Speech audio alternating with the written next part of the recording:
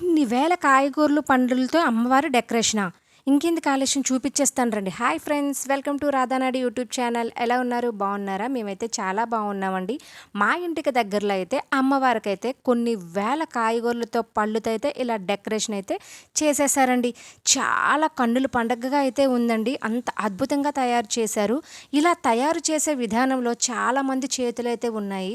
వాళ్ళకైతే మనం అభినందనలైతే తెలుపుకుందామండి.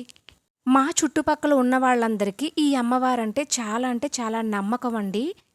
ఎందుకంటే ప్రతి ఒక్క కోరికలని తీర్చే అమ్మవారండి. మేమైతే 1 ఇయర్ బ్యాక్ అయితే మేమొక కోరికైతే కోరామండి. ఇది నిజంగా చెప్తున్నాను. ఒక ఇల్లు కావాలమ్మా, సొంతిల్లు ప్రసాదించు తల్లి అని చెప్పేసైతే మేము మొక్కుకున్నామండి. అంతే వెంటనే అమ్మవారైతే 3 నెలలు తిరక్కముందే మాకొక సొంతిల్లయితే ప్రసాదం పెట్టిందండి. అందువల్ల మా హస్బెండ్ నేనైతే కంపల్సరీగా ఈ అమ్మవారినైతే నమ్ముతామండి.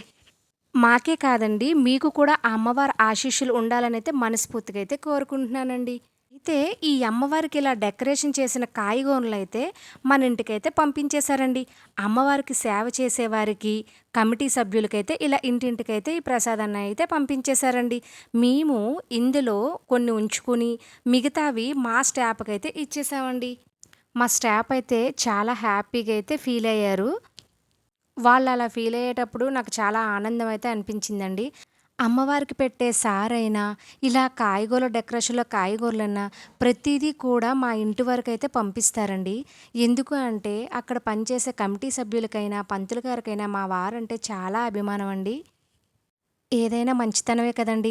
ఎందుకో ఈ వీడియో మీతో అయితే షేర్ చేసుకోవాలనిపించి షేర్ చేసుకున్నానండి. నా కొత్త వీడియోస్ మీకు కావాలి అనుకుంటే నా ఛానల్‌ని లైక్ చేసి, షేర్ చేసి, సబ్స్క్రైబ్ అయితే ఇచ్చేసేయండి ఫ్రెండ్స్. సరికొత్త వీడియోతో అయితే మళ్ళీ కలుసుకుందాం. Thank you for watching. Bye.